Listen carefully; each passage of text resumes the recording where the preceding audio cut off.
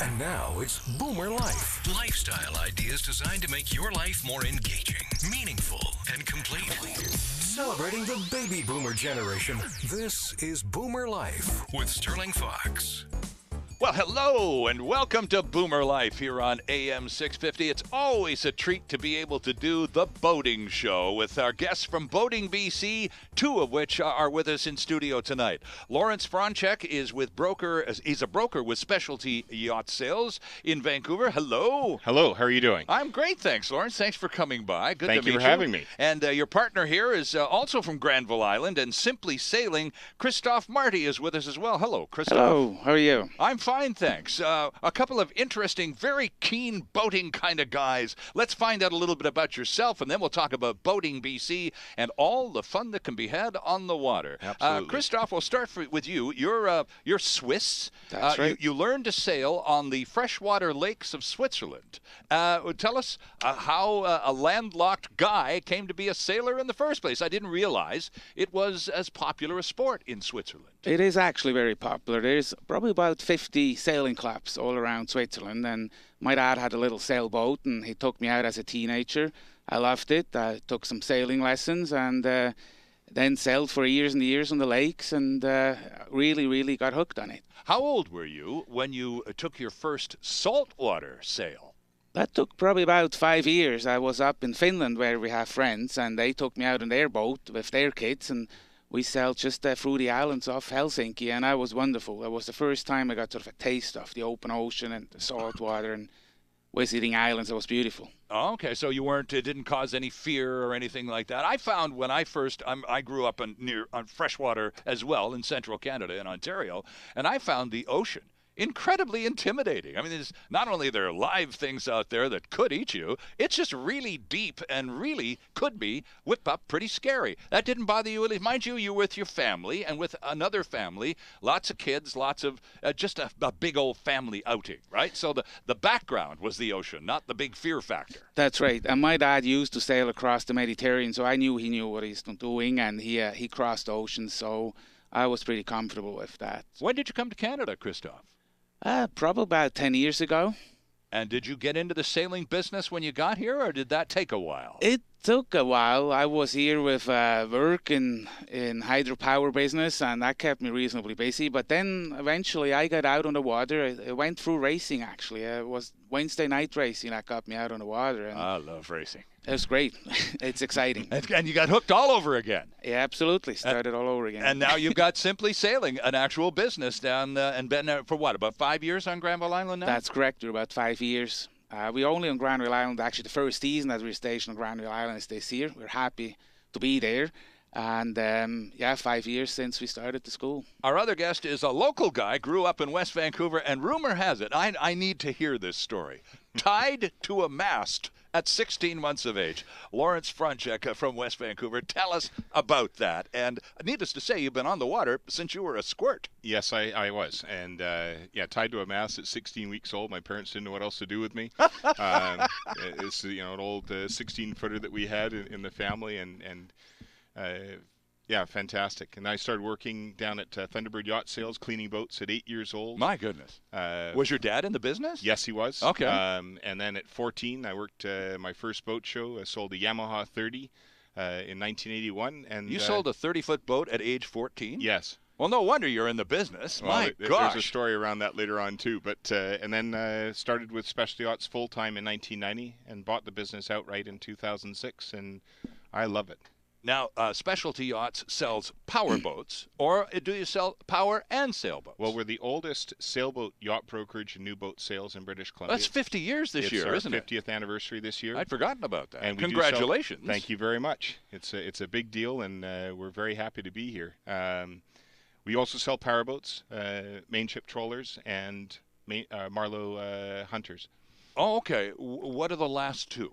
It's a hyphen name. David Marlowe took ownership of the factory about 3 years ago now, and now they're Marlowe Hunter sailboats and Marlowe mainship trawlers.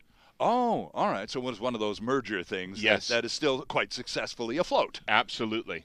So both of you come to this program as members of Boating BC. Now, Lawrence, you have a bit of a background with the executive of Boating BC. Tell us a little bit about that. Well, I was a board member for 8 years and past vice president of Boating BC.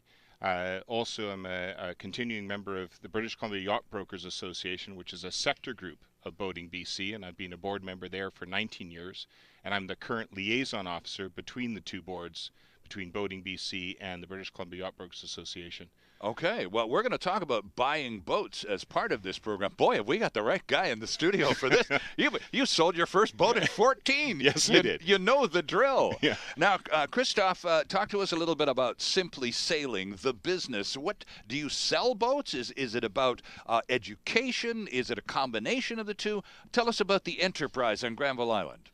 What we do is we get people involved in boating. We do sail training. Okay. We focus on sailboats, and we get people out on the water anywhere from a day on the bay all the way to sailing offshore, from actually leaving in a week to bring a boat full of students back from Hawaii to Vancouver. Wow, that'd be a nice ride, wouldn't it? How many days? How many days on the open water? We plan on 16 days. Wow. But who knows? The winds will tell us how long it will actually take.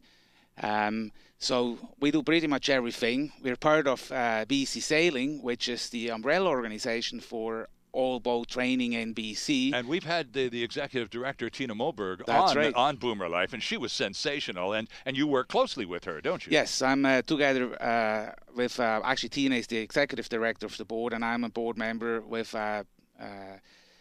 BC Sailing, right. And in that capacity I'm responsible for the boat training, sail training in all of BC, and trying to get the schools work together, trying to get the clubs work together, because there's not only sailing schools where sail training happens, there's also sailing clubs. Oh, okay, because I'm glad you just sort of opened that door, and thank you ever so skillfully too, Christoph. I was out with my wife just the other day. We were down at White Rock, where we lived for over 30 years, one of my favorite spots on the planet. So we're walking out on the pier, watching the kids do the pier diving and the crab fishing, and there's a big sign at the very, very end of White Rock Pier. It says, "Learn your boating safety," and it's a metallic sign put up by the Canadian Power Squadron and Sail Association. I may not have that name correct, Lawrence, but it's pretty close. Yes, it is. And are they an educational outfit? Is that mostly what they do? Yes, that's all they do, and they do a lot of classroom studies and teaching boating from a classroom standpoint. And then there's other schools like Simply Sailing, where Christoph will be an expert in actually taking people out on their own boat or on boats that are in charter. Oh, okay. Or their own boats in their fleet. So, Christoph, the Power Squadron is basically more classroom oriented than on the water oriented. Am I generalizing too much, or is that pretty good? That's pretty good, and they're very popular across Canada. Sure, they are. They have a wonderful base of teachers who are often coming from a professional background, who've been lifelong boaters, and now they're passing their knowledge on to new boaters. And their programs are really well respected in the industry. And now they pass them on to schools like us and others that then get the people out on the water, because ultimately you have to be on the water to enjoy boating. Absolutely. Well, I have a similar kind of a parallel experience. I'm a scuba diver. And when you get your scuba license, yes. you spend time in the classroom first. Yep. There's a lot of just facts and figures, yep. and pressure and all that stuff to learn. And then, and only then, you go out on the water, and then you do your dives, and eventually you become accredited. So it's a gradual process, and it's an orientation thing where you pull the participants in, and they progress at their level too. There's no deadline or anything like that. You bring them along, Christoph, as they develop. That's right. And everybody learns different, and there's different programs. We can do this on a half a day or a day on the bay, as we call it, or people that are more adventurous, they can come and spend a week with us. They can go explore the Gulf Islands. We go up the coast. We go around Vancouver Island. And there is really no deadline. There's different levels, and people can go, and they go as far as they want. Mm-hmm. They can learn what they want and the size of the boats they like to, and then they might then go on their own at some point, or they come back and do more training. It's open. You never stop learning when you're sailing. Right. Now, this is probably not the right question to ask a guy who sells boats for a living, Lawrence, yep. but it's not necessary to own a boat to be a boater and enjoy boating, is it? Absolutely not. There are charter companies up and down the coast that are fantastic, that have a wider range of models, both sail and power, that can meet everybody's budget to get you out on the water inexpensively and enjoy this amazing province we have on the water. Right. Now, I think if you're thinking or considering even buying a boat, wouldn't you want to do that? Wouldn't you want to rent a boat or do a charter and try a small this and a larger that, and try a few on for size before you sink any dough into something? Because if you're not familiar enough, that's it's a significant enough investment that you don't want to get it wrong. Well, it's very hard to get it wrong.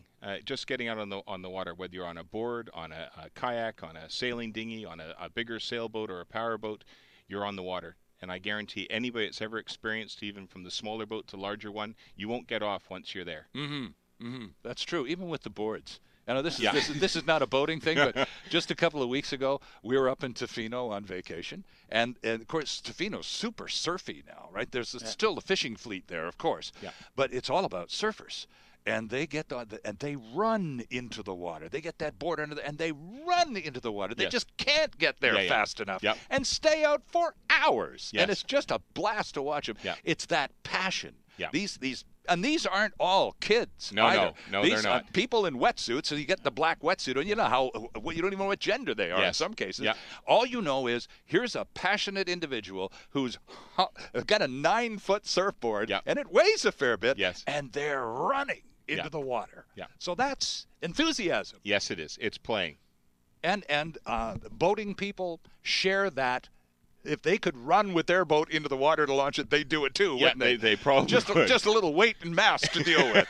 But it's the same degree of enthusiasm, isn't it? Yeah.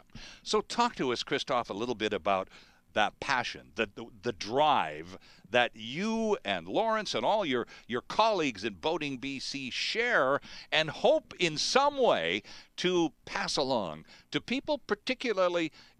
This is Boomer Life. This is AM 650. A lot of people in our listening audience are crazy boaters. They can't get enough of it. Others have been out for a little spin every now and then, gone for a fishing trip, gone a little Saturday barbecue or a little spin on the lake. But, there are some of us who have never owned a boat, but have these bucket lists. Yes. And a bucket list, a boat, is not a rare thing to have on a person's bucket list, particularly as they approach their retirement. Maybe they got a buck or two in the bank and a little bit more time than they used to have. So is it too late, Lawrence, if you're 55 plus and you can afford it and you got the time, but you really have no exposure or experience? Is it too late to get started? It is never too late. It's too late when you have decided against starting.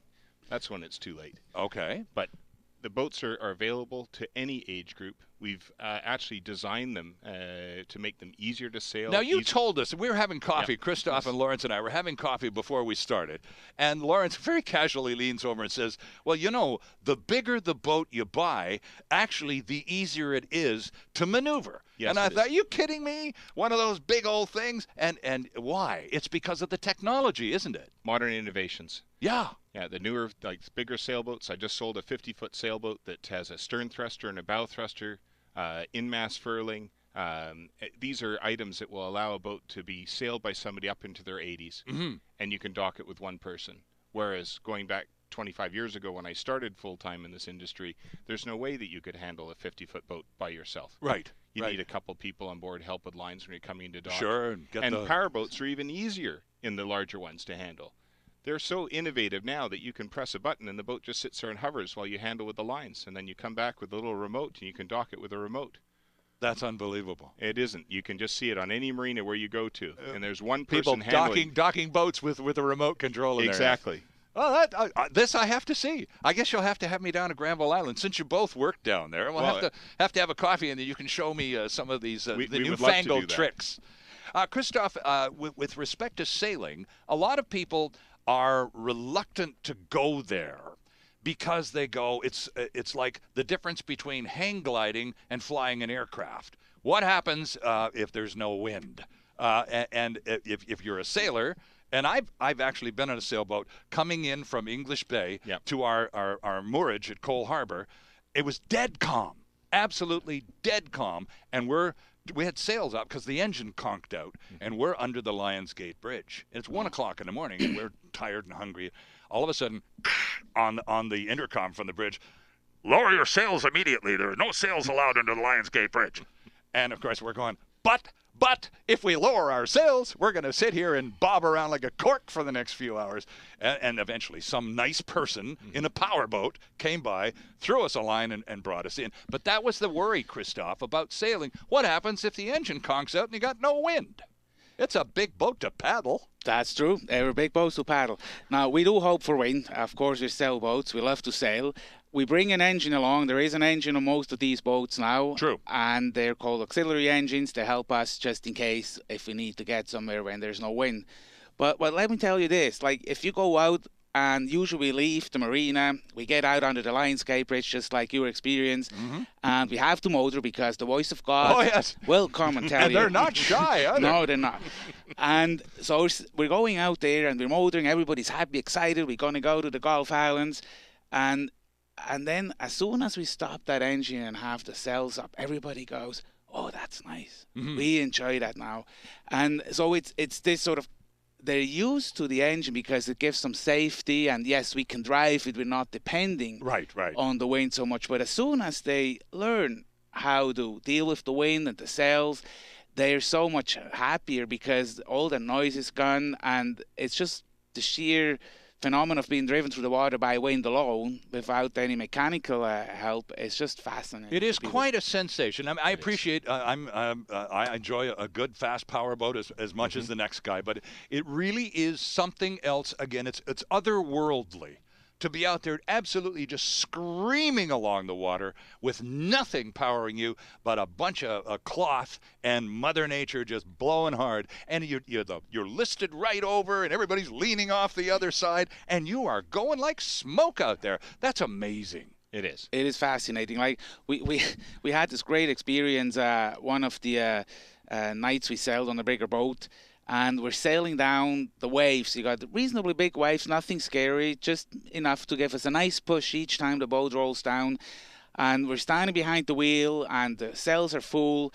And we coined the term sailing nirvana. That was just fabulous. Everybody was just happy on the boat, and everybody was in the right place. And sort of all the worries of the daily life are gone. And we're just surfing down the waves on these big boats. Sailing nirvana. There you go. It has a certain cachet to it now, doesn't it? We need to take a quick break here. It's the Boat Show on this episode of Boomer Life here on AM 650. Lawrence Franchek and Christoph Marty from Boating BC are our guests. And we'll be right back after this quick time out. It's all about the baby boomer lifestyle. Boomer Life on AM 650.